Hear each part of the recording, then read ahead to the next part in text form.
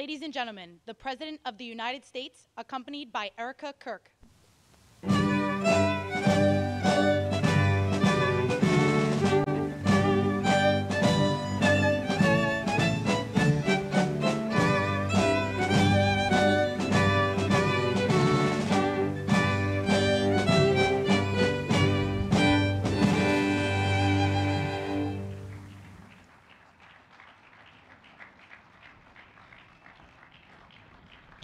Thank you very much, everybody. Please, this is such an honor.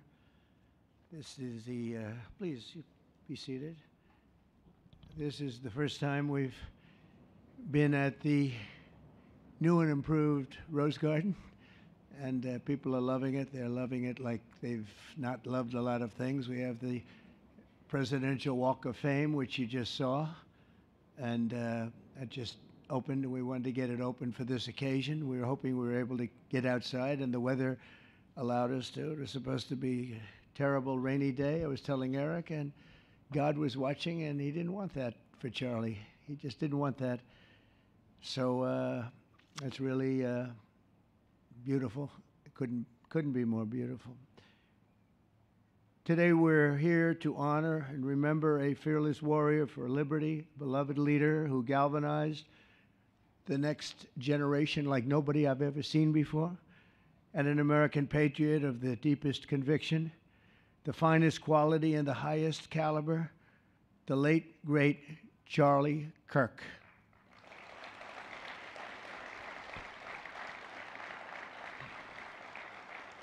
Five weeks ago, our nation was robbed of this extraordinary champion. He was a champion in every way. I got to know him so well.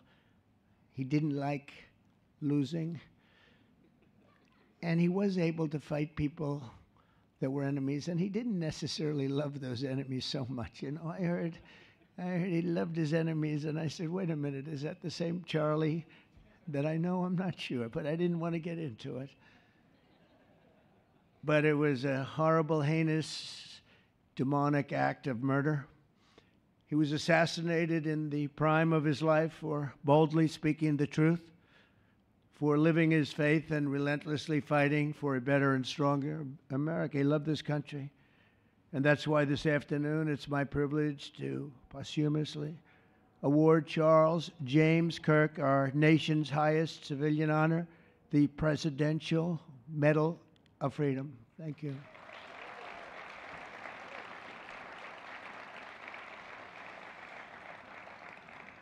As you know, only hours ago, I returned from a very historic trip to secure peace in the Middle East. People said that couldn't be done. Charlie felt it could be done.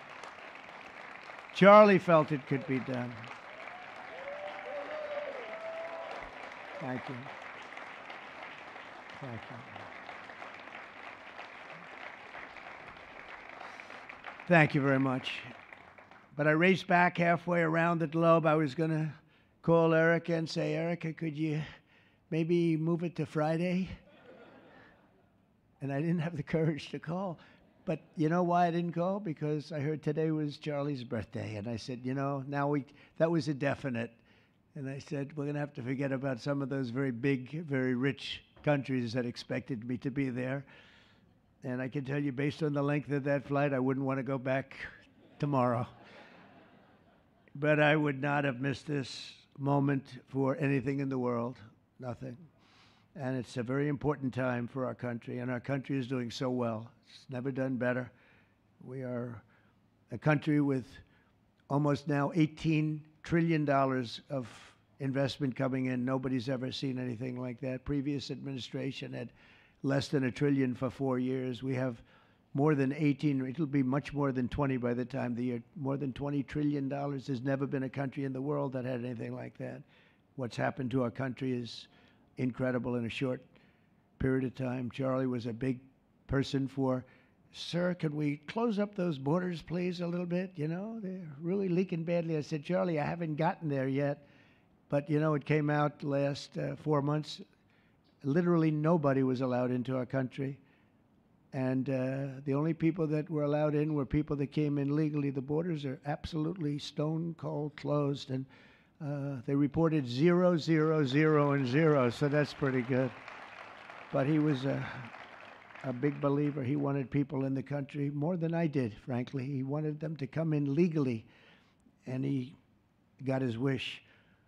October 14th is Charlie's birthday, and he should have been turning 32 years old. I tell you, when I first met him, he was like 22, and I said, boy, he's awfully young, but I thought he was older than that, you know. He looked a little bit older than his age. That's okay, you know. That's not good when you're old, but when you're young, it's great. He had the best of all things, but he was special. But instead, Charlie is attaining a far more important milestone. We're entering his name forever into the eternal roster of true American heroes. He's a true American hero, an amazing person, way, way beyond his years. And I'm honored to be joined by a woman who has endured unspeakable hardship with unbelievable strength, and that's Charlie's widow, Erica. And I just want to thank you, Erica. He loved you so much. I was with him. Oh, please. Thank you, darling. Thank you. I was with him before I met Erica, and he told me he was going to get married. He said, "You won't believe how beautiful she is." I said, well, then now that I meet her, he's right. But then he also said, and you know what? She's like the smartest person I know. See, they do go together on occasion. Not often. Not often. But on occasion they go together. But he was in love with you. He was deeply in love with you. It's great. Erica, your love and courage have been an inspiration to all of us, and we will always be here for you, and we're always going to be here for your gorgeous, beautiful children, and we'll never forget what your family has sacrificed for our country. Man loved our country. When things were going badly for our country, he was so, as you know, angry. He would get angry because he said it doesn't have to be that way. We're also pleased to be joined by an incredible group of Charlie's friends, very powerful friends, actually, and some not so powerful, and they're actually better people, okay? I know them all. They're the less powerful ones. I have to tell you that, all of you power guys down here. The best ones in the group are the ones that are less successful, but that happens too. No, they're all great, and they're here. And let's start with Erica's father. Where is Erica's father? Where are you? Where are you, Dad? Oh, look at him. Wow. I want to get a hat like that, too. I like that. How are you? Nice to see you again. Thanks as well to Vice President J.D. Vance, who's been fantastic. J.D., thank you very much. Great. Doing a great job. Did a great job on Sunday with George Slopadopoulos. I thought put him away pretty good. Second lady, who's a phenomenal woman, Usha Vance. Thank you very much, Usha. Thank you very much. Great woman. President of Argentina. He wanted to be here. That's Argentina's a serious flight, right? And he's become a superstar, and he's doing amazing things. He's a MAGA person, but it's make Argentina great again. That's what he does, right? And I want you to stand, please, Javier Milei. Doing a great job. Thank you very much. Many members of my cabinet are here, just about all of them are here. I won't go into every single one of them, but I'll announce a few of the people that have really turned this country around and helped me. Incredible people. Speaker of the House, Mike Johnson. Where is Mike? Mike, what a job you're doing, Mike. What a job you're doing. And I watched you this morning, and you're in there trying to say, look, just let the country open. Everything will be fine. We're dealing with some radical left lunatics. And I would just wish Charlie was here to fight us. I think the fight would have been over already. He would have had a march on the Capitol by people whose average age is about 21, because there's nobody that had that relationship with young people. Right, Mike? So thank you, Mike, for being here. House Majority Leader Steve Scalise. Steve, thank you very much. A brave guy and a friend. House Majority Whip, another terrific man, Tom Emmer. Thank you, Tom. Senate Majority Whip, John Barrasso. John, thank you very much. You have all these senators. I'm going to get in trouble. I'm not going to read all their names. I'll be reading all day. We'll be talking about Charlie in about 45 minutes from now. We can't do that. So all of the senators, there's so many of you. Thank you very much. I do want to thank Senator Thune for doing a terrific job. He's really been leading properly. Do you agree, Mike? The team, the two of these guys have been fantastic. So to Senator Thune, I want to thank you very much. Incredible job. I watched him this morning, and he was out there pounding them this morning on television, too. And John Barrasso, thank you for the work you've done, and congratulations on your success. But I want to thank you all and all of the Congress people that are here. And I see we have our Attorney General here, and you are doing a fantastic job. Thank you very much, Pam. Thank you. Thank you very much. We have everybody. Wow, that's incredible. Okay, I'm not going to do any more. I'm going to be here too long. But I just want to thank you. Have given him such support, but he always gave you such support. That's why you're here. And very unusual. Charles James Kirk was a visionary and one of the greatest figures of his generation. He was truly an amazing figure and growing leaps and bounds. He knew that the fight to preserve our heritage is waged not only on the battlefield and in the halls of power, of which we have tremendous power here, including the head of a place called war. We call it now war. We had defense. We had our Secretary of Defense. Now we have a Secretary of War. And somehow I think it's more emblematic, and hopefully we'll never have to use war, but the fact that we're ready is very good. Peace through strength is very important, but also in the hearts of our nation's youth. That's where Charlie rode strongest. At age 18, that insight inspired Charlie to found the organization that ultimately touched the lives of millions and millions of people, and so many young people that nobody's ever seen anything like it, frankly. Turning Point USA. It's amazing, and it's actually bigger now. It's become bigger in the last few weeks than Charlie ever thought. I think his end vision in many years from now would have been just a fraction of what it turned out to be in a couple of weeks, right? It's amazing. With hard work and joyful spirit and endless enthusiasm and determination. And he did have great enthusiasm. You know, I always say you need enthusiasm to be successful. He had great enthusiasm. Charlie grew Turning Point into the largest conservative youth organization in the entire country. He forged a personal bond with countless young conservatives. He fought for free speech, religious liberty, strong borders, and a very strong and proud America. In everything he did, he put America first. He really put America first. And ultimately, Charlie became more than a leader of an important organization. He became the leader of historic movements all over the country. There were movements, individual movements, one movement, but it was historic. Everything he did was historic, and a true evangelist for the cause of freedom and the word of Almighty God. God was very important to Charlie. He would say, you know, if you don't have religion, you're not going to have a strong country. It's true. He was so wise beyond his years. You know, I talk to him sometimes and say, this guy is like a young guy. He was really a wise man. From the time Charlie worked on my presidential campaign in 2016, and he was there right from the beginning. He liked me. I don't know. I have no idea why. What the hell was he thinking? He said, you're going to win, sir. I said, you know, I'm running against 17 senators and a lot of tough people and governors. We have all these people. And he said, no, you're going to win, sir. He said, not going to be close. And he made it happen. He helped make it happen. I'll tell you that.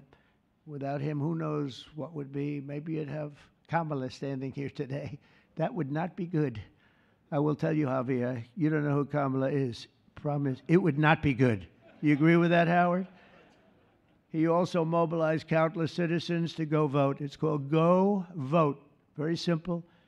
And with his help in 2024, we won more young people than any Republican by far in the history of our country.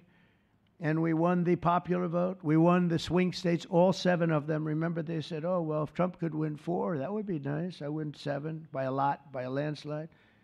But the popular vote was massive. And we won the Electoral College. Remember, they said, well, it's going to be very hard.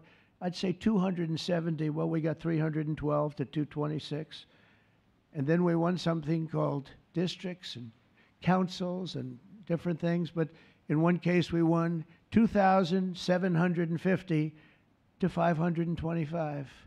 That's the one where you see the map is almost entirely red, except they have a little blue line on one side and a little blue line, meaning New York and a little bit Los Angeles. And I have a feeling that if the vote were 100%, we would have won that too. You want to know the truth. But he knew, and he knew very well, and he also understood honesty, and he was always concerned with honesty. He said the only way we can lose is if the cheating gets so bad, and that's where we came up with a little phrase, too big to rig. We said, go out and vote. Just go out and vote. And we had that. Remember, we used to say that all the time because people would say, oh, they're going to win. We don't have to vote. Let's go to a movie. We'll come home and watch later. And he wasn't about that. So we come up to, with really together, we came up with that phrase, we got to make it too big. I never made a speech where I didn't say at the end, now look, the polls are showing good. Don't believe the polls. He said, we're going to make it, Susie, right? Too big to rig. So if you think we're going to win by a lot, doesn't matter. Pretend we're losing. You got to go out and vote. They voted. And at 9:02, the whole thing was over, right? 9:02. Remember they said, oh, this could go a few days. Well, it went a few minutes. 9:02. And he knew that. And I felt it, but he knew it. He knew it. I think he knew it more than anybody. But Charlie never missed an opportunity to remind us of the Judeo-Christian principles of our nation's founding or to share his deep Christian faith. In his final moments, Charlie testified to the greatness of America and to the glory of our Savior, with whom he now rests in heaven. And he is going to make heaven. I said, I'm not sure I can make it, but he's going to make it. He's there. He's looking down on us right now. It's so incredible. Look at this, how this turned out. This was supposed to be so dark and cloudy. Not dark and cloudy, is it? Look at that, how beautiful that is. There's no artist that can capture it as beautiful as it is today. Wow, it's amazing. As I said, on the day that he was assassinated, Charlie Kirk was a martyr for truth and for freedom. And from Socrates to think, and to St. Peter, from Abraham Lincoln to Martin Luther King, those who change history the most, and he really did, have always risked their lives for causes they were put on earth to defend. He was put on earth to do exactly what he was doing. He didn't want to waste time. He would have been a top student at any college in the country. I know the colleges well. He's smarter than the guys there. He was so smart. But he almost, I guess, didn't have the time. He knew what he wanted to do. It wasn't like, gee, I want to sit in the classroom for 4 years listening to people teach me liberal principles, because they were never going to teach him that anyway. But he didn't have the time. He really didn't have the time. But every time the enemies of goodness and virtue tried to silence the voice of righteous and noble leaders like Charlie, they failed. They seem to fail. Ultimately, they look like they're doing well, and then they end up failing, because the truth has been unrelenting over the years, over history. And people like Charlie, it's just they've got a power that others don't have, and very few people will ever have. So today, like those martyrs before him, Charlie's voice, his message, and his legacy are stronger and greater than ever before. They are greater than ever before. Look, this is a horrible event, but it brought out the greatness of Charlie. Nothing could have ever supplanted this. It's incredible, the way people are talking about him. And with great love. I mean, I read so many stories about some of the enemies, but I watch the enemies, and it's hard for them to speak badly about him because they just don't. And then you do have people in the days since Charlie's killing. We've seen exactly why our country so dearly needed his example. We've watched legions of far-left radicals resort to desperate acts of violence and terror because they know that their ideas and arguments are persuading no one. They know that they're failing. They have the devil's ideology, and they're failing, and they know it, they feel it, and they become violent. They seem to become very violent on the left. They've rammed vehicles into federal law enforcement, fired sniper rifles at ICE agents, and me, you know. But I made a turn at a good time. I turned to the right. Charlie couldn't believe it, actually. He said, "How the hell did you make that turn?" I said, "I don't know." But fired rifles and threatened the lives of our Supreme Court justices, our great justices. They have to be protected. We just issued a lot of money, $60 million, to protect the Supreme Court justices. Very important. We can't let anything happen. In places of worship, we're protecting our people. We've seen that a candidate for Attorney General in Virginia boasted that he would want to see the Republican legislature, a legislator in Virginia, shot in the head and to see his children murdered. He actually said this. And now he continues to run for office, and most people continue to back him, but he said he wants his man shot. He said shot in the head and to see his children murdered. And they keep running. Pretty amazing, right? That's a bad one. Let's see how that turns out, but that's a really bad one. Nobody's heard that one before. Especially in the wake of Charlie's assassination, our country must have absolutely no tolerance for this radical left violence, extremism, and terror. We're done with the angry mobs, and we're not going to let our cities be unsafe. We're going to make sure our cities are safe. When you have Chicago, where they had 4,000 people murdered over a very short period of time, 4,000 people, and then we have a governor stand up and say, "Oh, things are going swimmingly." No, they're not. We're going to make Chicago safe, just like we're going to make. Look what we did in D.C. It's so nice that we started here, because this was one of the most violent places in the United States. It'd be dangerous to be right out here. But you couldn't go to a restaurant. The restaurants were all dying. The whole place was dying. You'd have these gorgeous, look at the Washington Monument over there. You'd have these gorgeous buildings and monuments and structures. And people were afraid to leave their apartment. They were afraid to go to work. They'd get into an Uber, and they'd feel safe, and then the Uber would be attacked. They thought they made it to safety, and then the Uber was attacked on the trip in. But we've done a great job, and now it's considered a totally safe city. We haven't had problems.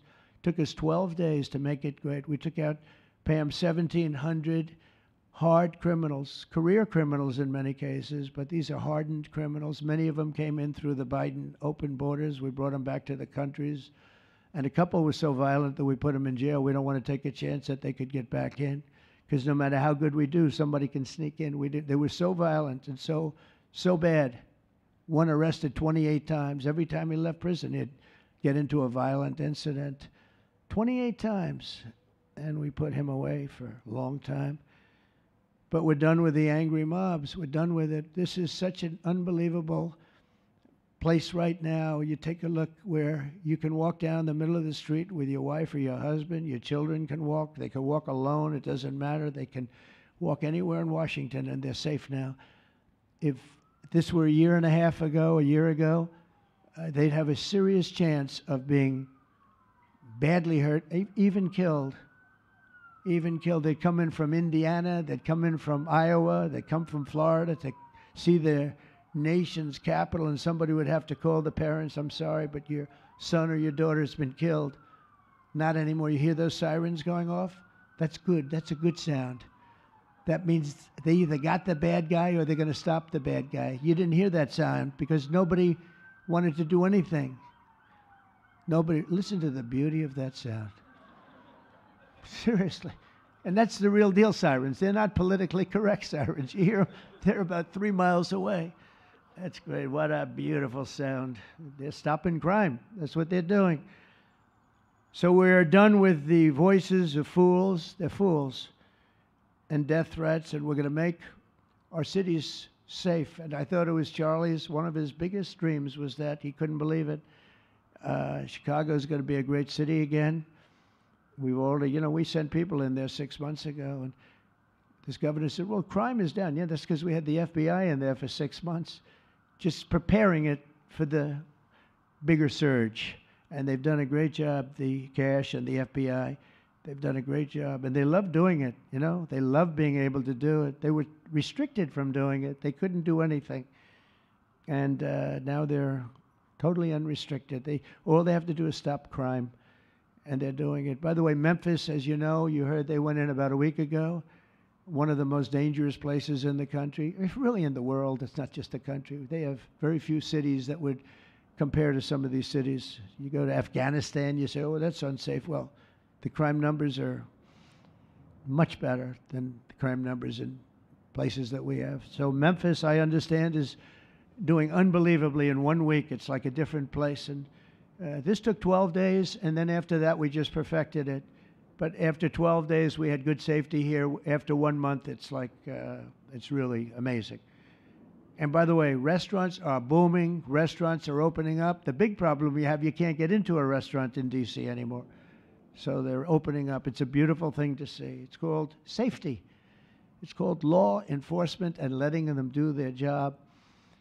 And that's why I said last month that I have directed the Attorney General and the Department of Homeland Security to confront the very real threat of left-wing terrorism in our country. It's a real threat.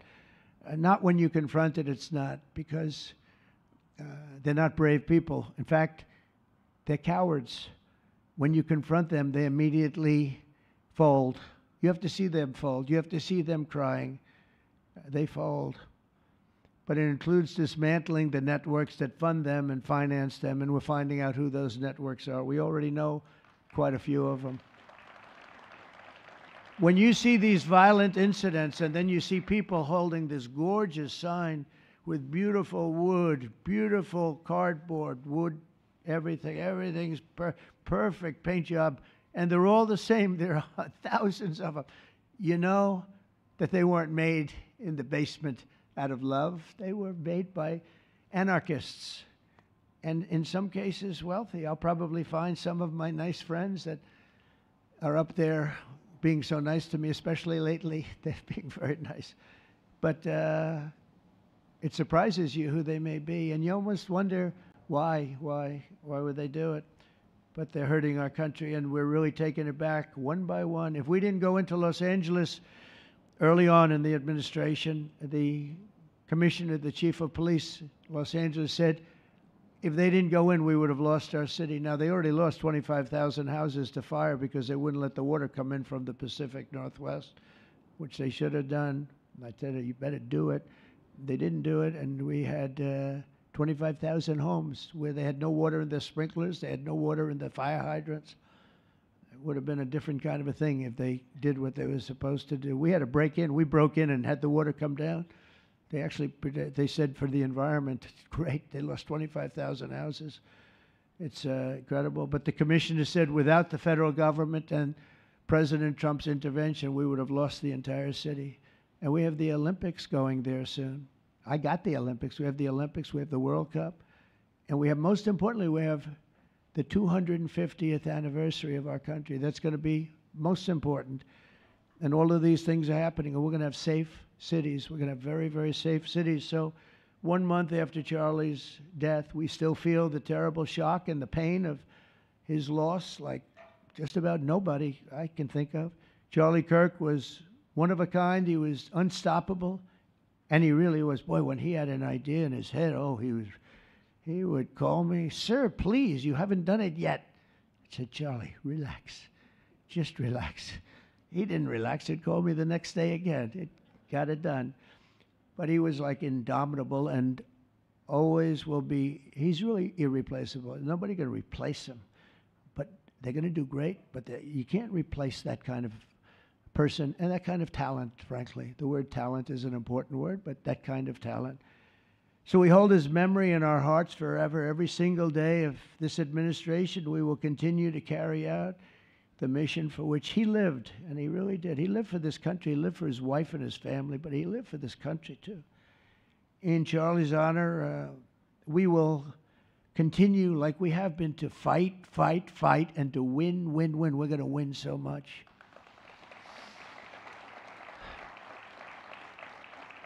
So the presidential Medal of Freedom is a big deal. You have the Congressional Medal of Honor, military, and the Presidential Medal of Freedom, which is civilian. And the Presidential Medal of Freedom is a really big deal. Very few people get it. Very few people, frankly, qualify. It's a decision of the president, but it's a qualification that's a very hard one to get. And I would like to ask, if I might, the military aide to read Charles James Kirk's citation for the Presidential Medal of Freedom. Thank you very much. Thank you.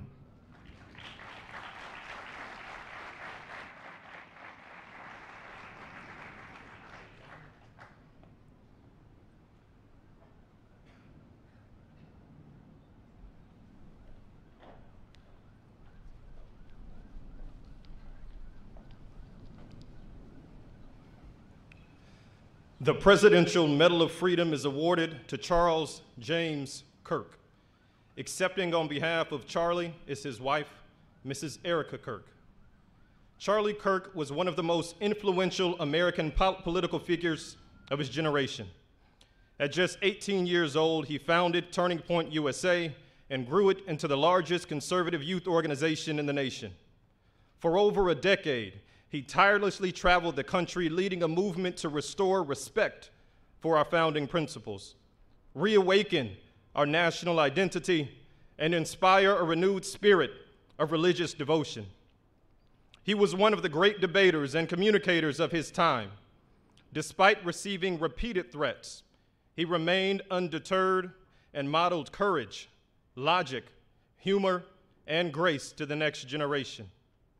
On September 10th, 2025, at age 31, Charlie Kirk was assassinated while addressing a group of students. The United States honors him as a martyr for truth and freedom.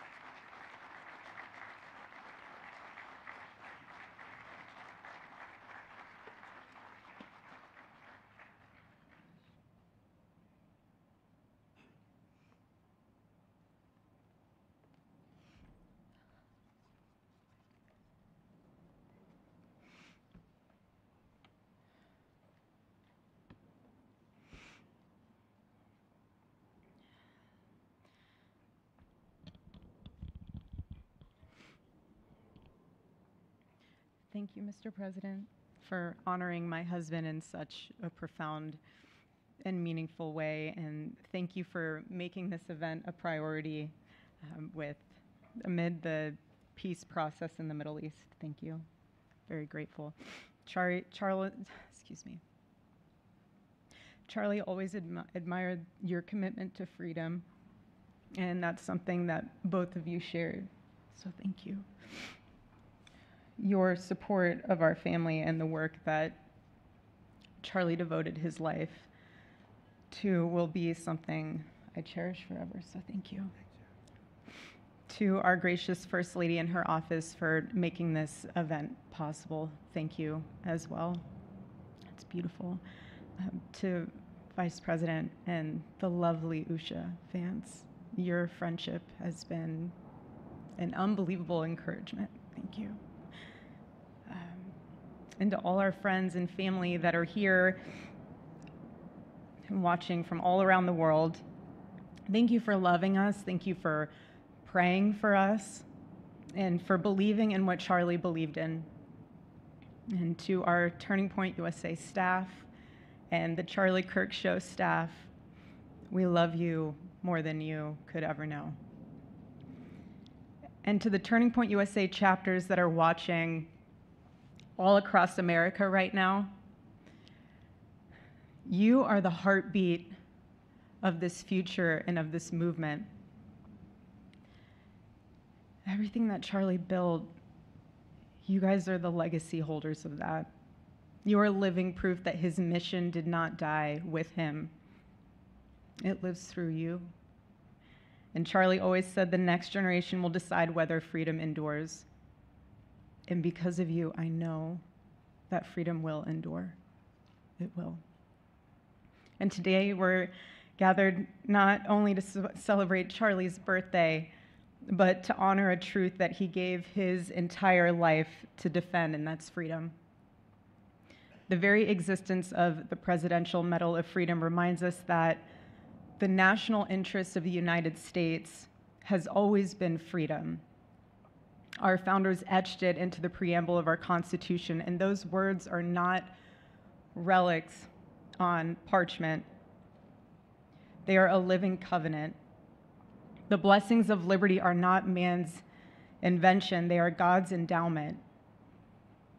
Charlie lived for those blessings, not as abstract words, but as sacred promises. He used to love to journal about this topic all the time, and with such a heart postured of gratitude. And he believed that liberty was both a right and a responsibility. And he used to say, freedom is the ability to do what is right without fear. And that's how he lived. He was free from fear. He was free from compromise, free from anything that could enslave his soul. His name, Charles, literally means free man. And that's exactly who my husband was. He was a free man. And from the time I met him, sitting across from him, being interviewed on politics and philosophy and theology, anything that Charlie loved, any topic he loved, and I just saw the fire in his soul, and there was this divine restlessness within him that came from knowing God placed him on this earth to protect something very, very sacred for all of us. And he never stopped fighting for people to experience freedom. He didn't. Charlie often said that without God, freedom becomes chaos. And he believed liberty could only survive when anchored to truth. And I remember in one of his speeches, he told the audience that the opposite of liberty isn't law. He said it's captivity. And that the freest people in the world are those whose hearts belong to Christ. But what's so powerful is that Charlie had the ability to communicate so brilliantly across all generations. And he reminded us that in a world that tells us freedom is doing whatever you want to do, the real freedom is the power to live freely and to do what is right. And in one of his journal entries, he wrote that he wanted everyone to know that you can't have liberty without moral responsibility. Freedom divorced from faith eventually just destroys itself. And what's so fascinating about all of this is looking back these past 12 years of Turning Point USA and his mission, there's almost this veil of sacredness. Because what I realize is that while he was building an organization, he was also building a movement. One that called people back to God, back to truth, and a movement that was filled with courage. And ironically, for a man who impacted millions, Charlie never desired to be the center of attention. He just wasn't. My husband was not a man of extravagance. He loved simple but deeply meaningful things, truly. He loved his late night walks. He loved buying more books than he could ever read because he felt there was no such thing as a book budget. And he loved being able to read to our kids the same bedtime story on repeat because he knew it was their favorite. But to him, that was special. And he loved to sit in the sun on a Saturday morning with his cup of decaf coffee, and his phone was off because he was honoring the Sabbath. And for him, it was that moment to catch his breath and just be in peace, because he was unreachable at the moment. And he preferred quiet birthdays. But that never stopped me from telling him. I told him every single year, I said, baby, I love your birthday. I said, because it's the day that God knew the world couldn't go another day without you.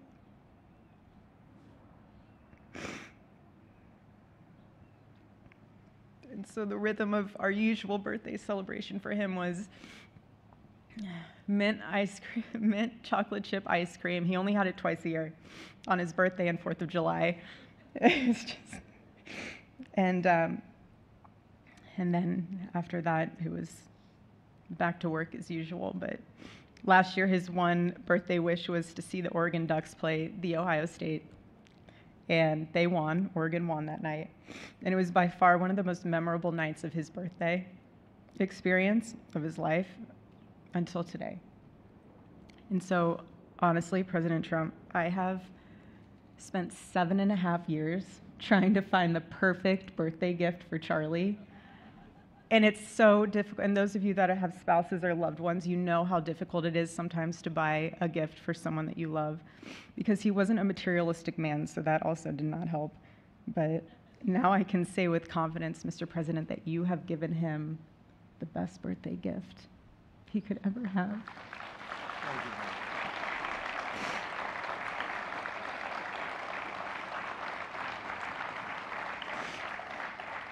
It's such an honor and the recognition of a life lived for defending freedom. And that's what Charlie fought for until his last breath. And it was written across his chest in those final moments on one of his simple t-shirts that always carried a message, and this one bearing a single word, freedom. That was the banner over his life, and that shirt was a declaration. The same declaration he made in every speech, every campus visit, every time he shared the gospel at a church, every sleepless night that he would spend praying for the youth of this nation and planning for the future of our country, and just impressing upon them that when we defend liberty, we defend the soul of our nation. My husband never told anyone what to say. He never did. He never told anyone what to say. He would just encourage them to think. He would encourage them to think outside of the traditional political labels. He would want them to think in a way that was anchored in wisdom and truth. But he would never tell anyone what to say. Charlie wasn't content to simply admire freedom. He wanted to multiply it. He wanted to multiply freedom. He wanted young people to taste it and to understand it and defend it. He wanted them to see that liberty isn't self-indulgence, it's self-governance under God. He wanted them to see that. And every day I'd see him getting ready for work. He'd put on his cross necklace, he'd put his ring on his finger. And the boldness in his demeanor was always fearlessness. He wasn't afraid. He was never afraid. In his daily actions, whether in office or on campus or at a church, it was always without fear. That was his creed. That is how he lived out every single day. He didn't fear being slandered. He did not. He didn't fear losing friends, I can tell you that. He didn't. He didn't care. He stood for truth and stood for freedom, and he did not, everything else was just noise to him. And it's because his confidence in Christ was absolute. That's why. There was no limit to what he would have sacrificed to defend freedom for all. And if the moment had come, he probably would have run for president, but not out of ambition. He would only have done it if that was something that he believed that his country needed from a servant's heart standpoint. And Charlie lived only 31 short years. No, he's 32, but on this side of heaven, but he lived. He lived every single second he lived. filled every single day with purpose, and he fought for truth when it was unpopular. And he stood for God when it was costly, but that's what we're called to do. Surprisingly enough, he did pray for his enemies, which is very hard, but he did. He did. He did. No one else, I mean, I saw him do it. No, he never did it in front of anyone else, but I can attest to that. But he also loved people when it was inconvenient. And he ran his race with endurance, and he kept the faith. And now he wears the crown of a righteous martyr. And for me and for our children, the truth really studies our grief, because heaven gained what earth could no longer contain: a free man made fully free. And to all watching, this is not a ceremony. This is a commissioning. And my message is simple. I want you to be the embodiment of this medal. I do. I want you to free yourself from fear. I want you to stand courageously in the truth. Listen for the still, small voice of God. And remember that while freedom is inherited in this country, each of us must be intentional stewards every single day. God began a mighty work through my husband, and I intend to see it through. And the torch is in our hands now. It's in mine, it's in yours, it's in all of yours, it's in all the students with Turning Point USA.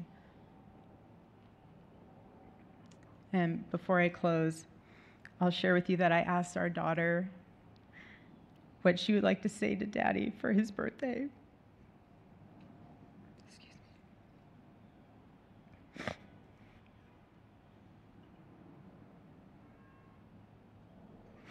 She said, "Happy birthday, Daddy. I want to give you a stuffed animal.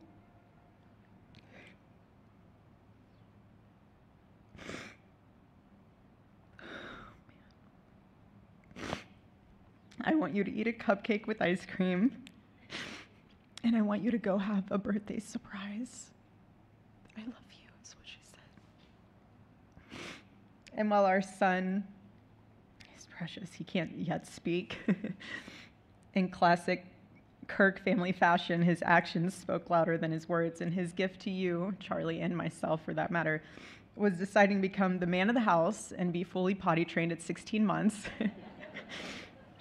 But Charlie, baby, I know that you're celebrating in heaven today, but gosh, I miss you. We miss you. And we love you, and we promise we'll make you proud. And Charlie's life was proof that freedom is not a theory, it's a testimony. He showed us that liberty begins not in the halls of power, but in the man of a heart surrendered to God. And so today, as we honor Charlie with this incredible Presidential Medal of Freedom on his birthday, I stand here with tears and just a humbled heart and spirit, because his story reminds us all that to live free is the greatest gift, but to die free is the greatest victory. Happy birthday, my Charlie. Happy Freedom Day. God bless you.